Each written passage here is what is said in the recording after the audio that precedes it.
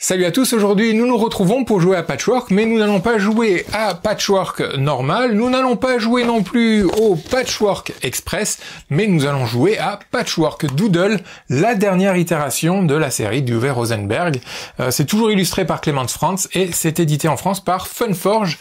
Celui-ci peut se jouer en solo, donc c'est ce que je vais faire, mais j'ai bien dit nous allons jouer puisque je vous invite également à jouer avec moi en regardant cette vidéo. Tout ce que vous avez à faire, c'est de vous munir d'une feuille, de dessiner une grille de 9 cases par 9 et d'avoir un ou plusieurs crayons de différentes couleurs pour pouvoir varier les formes et les couleurs surtout que vous allez dessiner sur votre grille. Dans Patchwork, c'est donc toujours un jeu de manipulation de pièces de tissu, de polymino de pièces de tissu. On va récupérer des pièces de tissu au fur et à mesure que l'on va dessiner cette fois-ci, et non pas placer, mais dessiner sur sa grille pour pouvoir remplir le plus de cases possible. Les règles de dessin sont très simples. Il est interdit de faire superposer deux pièces de tissu et il est interdit de faire dépasser une pièce de tissu de sa grille de 9 par 9. En dehors de ça, vous pouvez dessiner n'importe où, pas besoin de coller les pièces les unes aux autres, même si c'est conseillé, puisque au cours du jeu, nous allons jouer donc 6 tours. En fait, on va jouer 3 manches et chaque manche est constituée de 6 tours, donc de 6 pièces à dessiner. À la fin de chacune des 3 manches, nous allons calculer le score. Et pour calculer le score, je vous montre rapidement le petit manuel. Ça sera bien plus simple que de trop longues explications. Imaginons que vous ayez dessiné tout cela à la fin d'une manche. On va regarder le plus grand carré que vous avez dessiné. Et je dis bien carré, pas rectangle, même si le carré est un rectangle. Donc le plus grand carré que vous avez dessiné. Ici, il y a deux choix. Soit le joueur peut prendre ce carré qui est constitué de 3 par 3 et ça lui ferait 9 points, puisque 3 x 3, 9. Et ensuite, on ajoute un point par ligne supplémentaire pour qui est accroché et qui est rempli. Donc ça ferait 9 plus une ligne, 2 lignes, 3 lignes, 4 lignes, 5 lignes. Donc 9 plus 5, ça lui ferait 14 points. Mais il y a une autre possibilité, c'est de prendre ce grand carré de 4 par 4 qui fait déjà 16 points, plus une ligne, 17 points. Donc le joueur ici serait encouragé à prendre plutôt ce grand carré de 4 par 4, plus une ligne, 17 points, au lieu des 14 points accordés par ce petit carré et de toutes ces lignes supplémentaires. Donc voilà ce que vous essayez de faire au cours des 3 manches. On ajoutera le score cumulé de chacune des 3 manches. On déduira à la fin les cases qui n'ont pas été coloriées. Donc les cases vides, c'est moins 1 point par case vide. Donc on ajoute les 3 manches, on déduit les cases vides et c'est le score final. Vous savez à peu près tout. Il y a 4 bonus, 4 pouvoirs spéciaux que chacun de nous peut utiliser quand bon lui semble.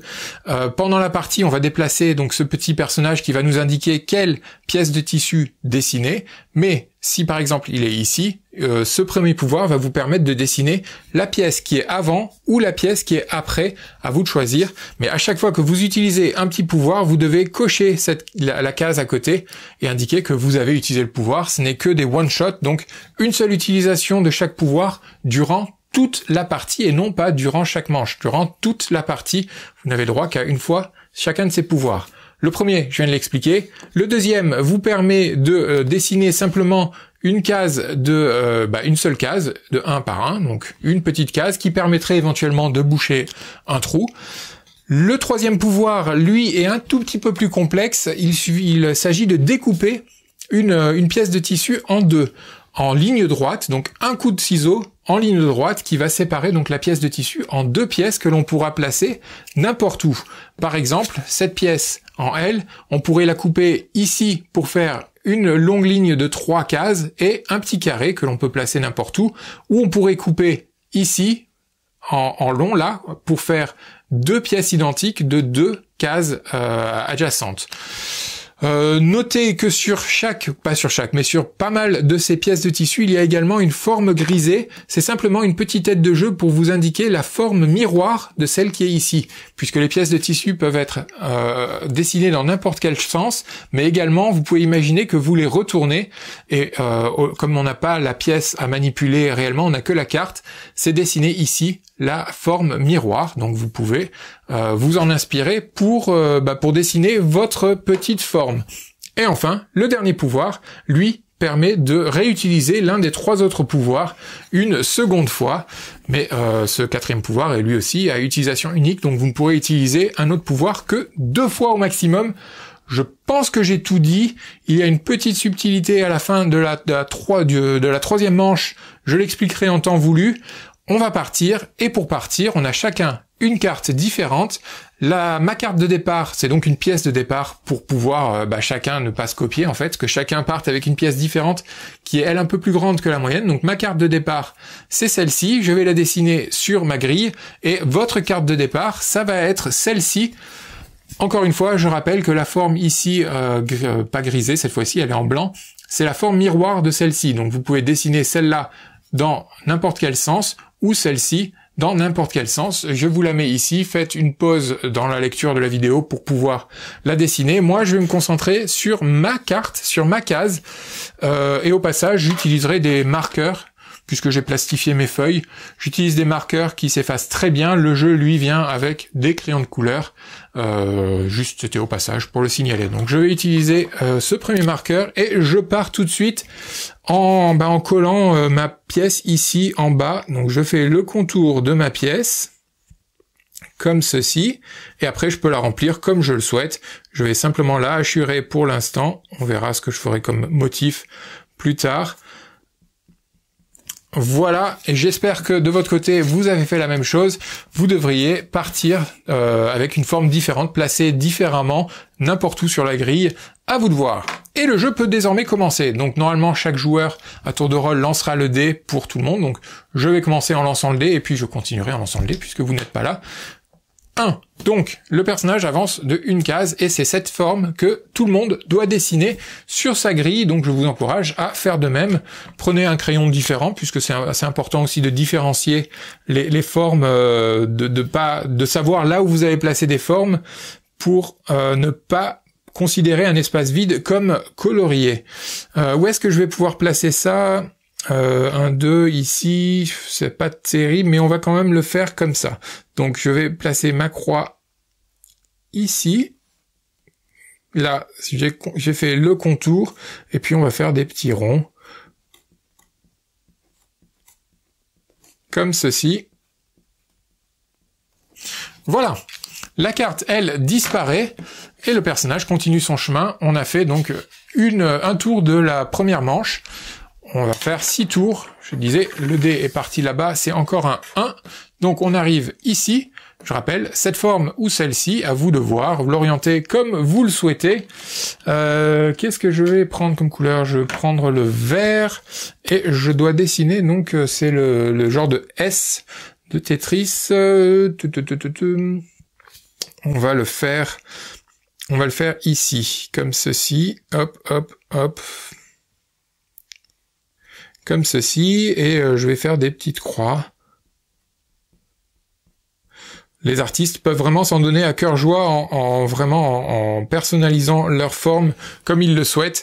C'est pas forcément mon cas, surtout avec des marqueurs un peu épais. Voilà pour cette forme. N'hésitez pas à faire pause si vous n'avez pas fini de dessiner la vôtre. Faites pause dans la vidéo et continuez. Moi, je ne vais pas forcément vous attendre. Je sais pas où vous en êtes. Je continue à lancer le dé. Toujours 1, décidément. Le dé va 1, 2 ou 3 au passage. Hop, on arrive sur celle-ci, c'est simplement un petit coude. Le petit coude, on va le mettre par là. On va faire ça comme ça, ici. Hop, et on va dessiner. Tiens, on va, puisque c'est une petite forme, on peut se permettre d'utiliser un peu de marqueur. Hop, tout plein. Voilà, ça se voit bien. J'enlève cette carte, donc c'était le 3e tour de la première manche. Je lance le dé, 2, 1 et 2. Donc cette fois-ci, on dessine cette forme. Où est-ce que je vais pouvoir la mettre? J'ai une petite idée. Je vais la mettre ici. 1, 2, 3. Ah non, elle va pas rentrer là. Elle va pas rentrer là. Par contre, elle pourrait rentrer comme ça. Donc on va faire ici. 1, 2, 3. Hop. Comme ceci. Et voilà. C'est magnifique, n'est-ce pas? C'était la quatrième. On continue. 3. 1, 2 et 3. On arrive ici. Alors, qu'est-ce que je vais prendre comme couleur? On va reprendre celui-là. Ou le orange. Tiens, on n'a pas fait du orange. Celle-ci, où est-ce qu'on va la placer? Alors, si je la mets ici, mon plus grand carré, ça serait 3 par 3. C'est pas encore là. Ah non, ça serait 4 par 4. 4 par 4. Mais il faudrait que je remplisse ça et ça. Donc ça me ferait 16 points. Ou alors 9, 10, 11, 12, 13. Donc c'est déjà 16 points. Donc c'est bien. On va continuer en faisant... Tac, tac, tac. Ce coin-là, je vais essayer de le garder pour espérer d'avoir celle-ci. Ça irait bien ici, l'escalier. Donc celle-là, je vais simplement la faire rentrer ici. Comme ceci. Le marqueur a besoin d'un petit coup de boost. Voilà. Et puis, on va... qu'est-ce que je vais faire comme forme? Tiens, on va faire des petits points au milieu. Et voilà. Celle-ci, c'est bon. Et pour la dernière forme de la première manche, 3, 1, 2, 3, on arrive ici. Waouh, c'est une grande forme de 6, 6, 6, 6. Et ça m'arrange pas des masses parce que donc du coup mon plus grand carré c'est 4 par 4, donc ça me fait 16 points plus 1 point 17. Bon, c'est pas mauvais non plus. Le 6, on va le faire comme ça. On va le mettre comme ça, en long, à la verticale, comme ceci. Hop. Et puis on va faire qu'est-ce qu'on va faire? Qu'est-ce que j'ai pas encore fait? On va faire des petits ronds comme ça. Hop. Hop. C'est très bien. Voilà. Donc c'est la fin de la première manche. On a fait 6 tours de jeu, vous avez dû faire la même chose chez vous. Donc c'est la fin de la première manche, on va calculer le score, et comme je l'ai dit, on va regarder le plus grand carré réalisé. Mon plus grand carré, c'est 4 par 4, plus une ligne, donc ça me fait 17 points. 4 par 4, 16, plus 1, 17. Donc je marque 17 points. Et on passe à la manche d'après. Donc, pour réinitialiser la manche, on met le personnage juste devant les 2 cartes qui restent et on continue à remplir jusqu'à ce qu'il y ait 8 cartes, comme tout à l'heure. Hop. Et hop, ça fait 8. 1, 2, 3, 4, 5, 6, 7. Alors, il en manque une. Hop, hop, hop. Et 8. Nous y voilà. Et lui, il était juste devant l'escalier. Et on repart, comme tout à l'heure, pour la deuxième manche. L'escalier, c'est celui que je voulais, donc c'est plutôt bien. On va le faire en bleu, cet escalier, et on va le mettre ici. Tac, tac. Au passage, n'oubliez pas les pouvoirs. Hein. J'ai pas trop vérifié pour moi s'il y avait des pouvoirs qui m'intéressaient, mais en fait, j'aurais peut-être dû tout à l'heure. C'est pas grave. L'escalier vient se placer ici, et je vais le faire un quadrillage comme ceci.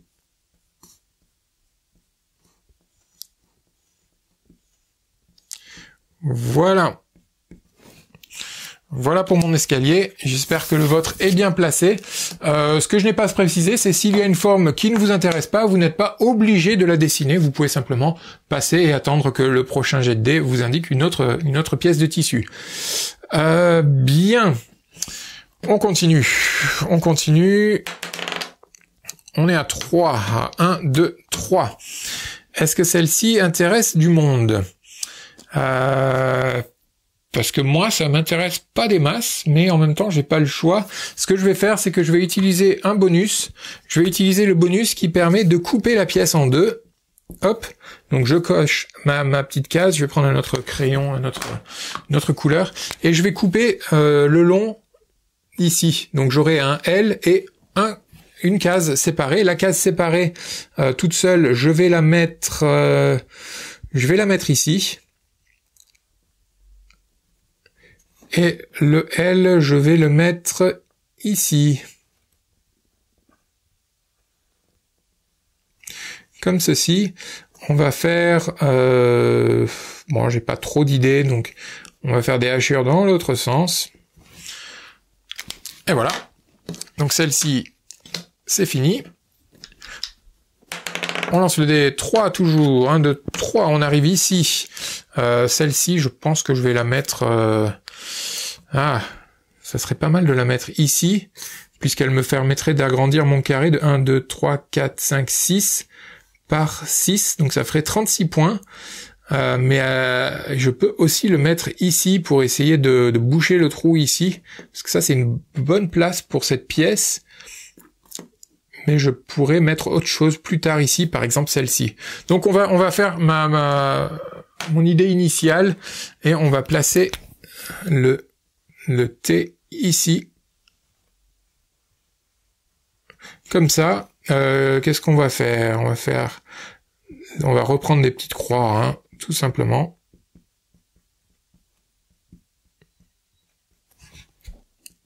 Voilà. Donc ça c'est bon. On continue jusqu'à ce qu'il nous reste que deux cartes de toute manière. Celle-ci c'est un 2. Ça aurait été pas mal en fait de couper en deux en fait pour utiliser ces deux. J'aurais peut-être dû garder mon pouvoir, mais je peux le réutiliser mon pouvoir aussi pour couper la pièce. Mais c'est trop tard en fait.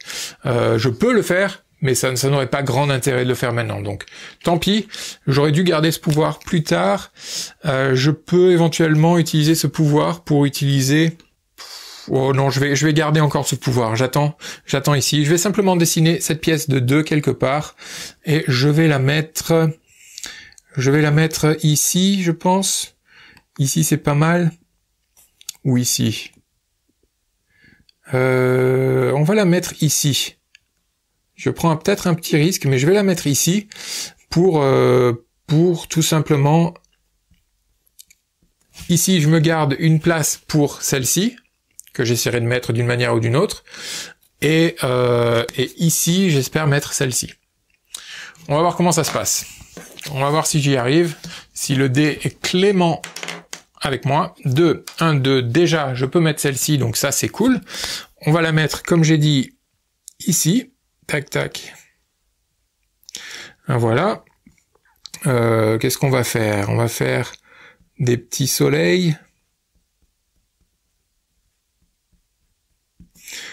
Ouais, je sais que ma main vous bloque le champ de vision, mais vous le verrez après. Et j'espère que ça se passe bien aussi de votre côté, puisque je le rappelle, hein, vous êtes encouragés à dessiner aussi vos propres formes. 2, 1, 2. Alors, est-ce que je veux celle-ci ou est-ce que je veux celle-là? Celle-là, elle peut encore arriver à la prochaine manche, donc je vais prendre celle-ci, je pense. Ouais, je vais prendre celle-ci.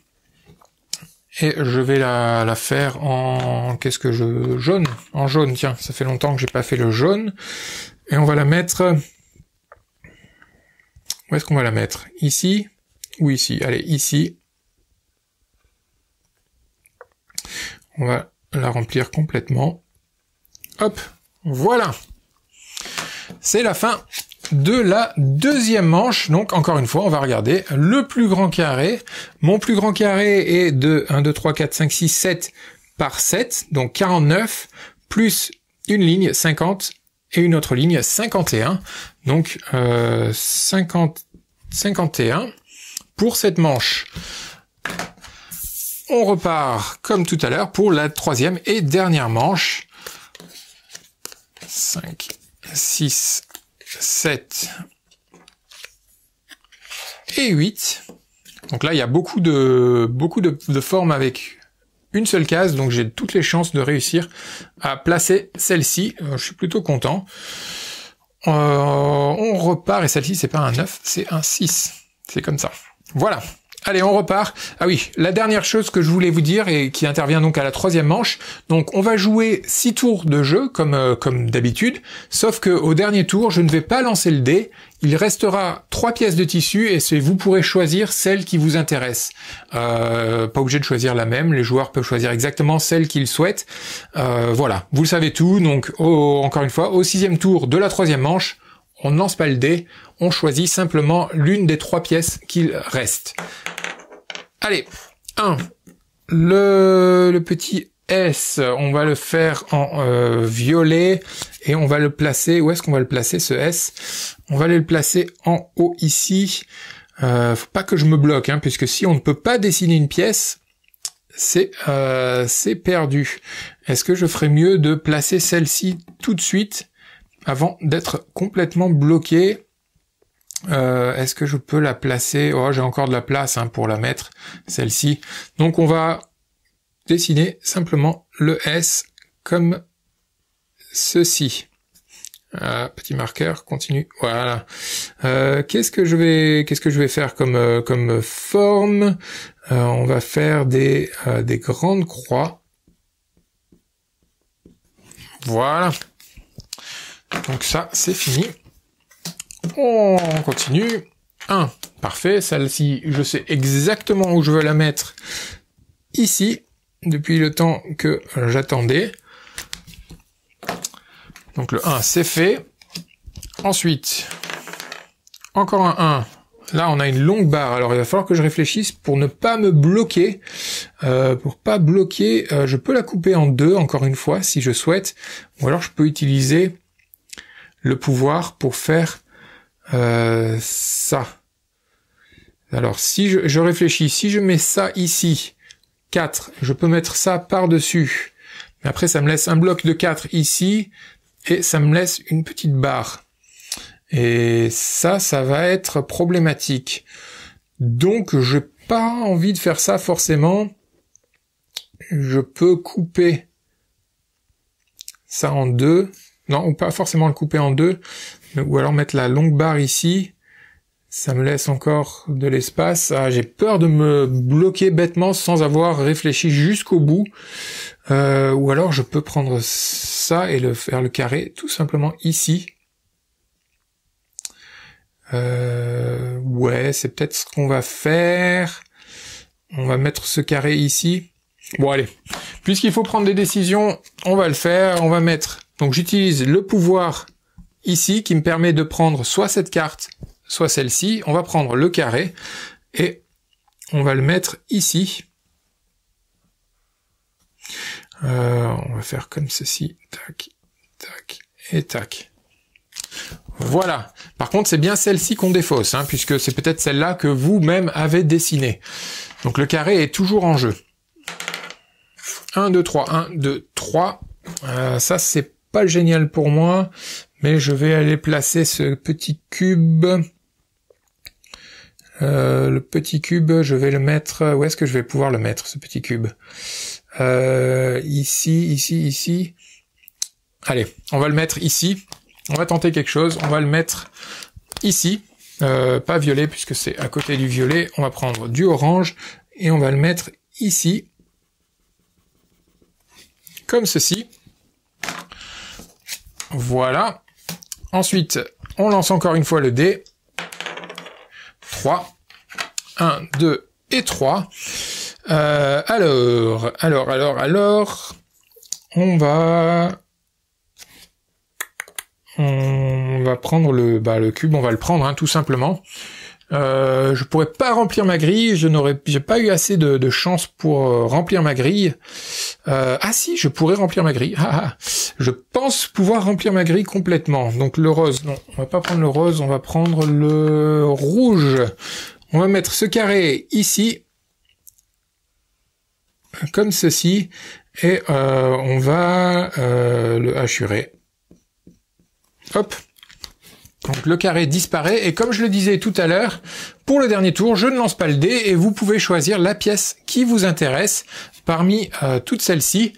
De mon côté, je vais utiliser déjà ce petit pouvoir qui me permet de remplir une case solo, une petite case isolée, hop, et je vais choisir cette pièce pour terminer ma grille, tout simplement. On va le faire en vert. Pour mon dernier coup, voilà, hop, et voilà pour mon dernier coup. Donc le score de cette manche est facile, c'est 9 par 9, donc 81 points. On va le prendre ici, donc 81. Et le calcul final, puisque on en est à cette étape, le calcul final, le nombre de cases qui n'a pas été colorié, ben c'est 0 pour moi. Donc j'ajoute simplement le score de chacune de mes 3 manches. Donc 1 plus 1, 2 plus 9, plus 7, on est à 9. Ensuite 1 plus 5, 6, plus 8, on est à 14. Donc 149, je pense que c'est ça. Je recalcule, 7, 8, 9, 6, plus 8, 14, donc 149.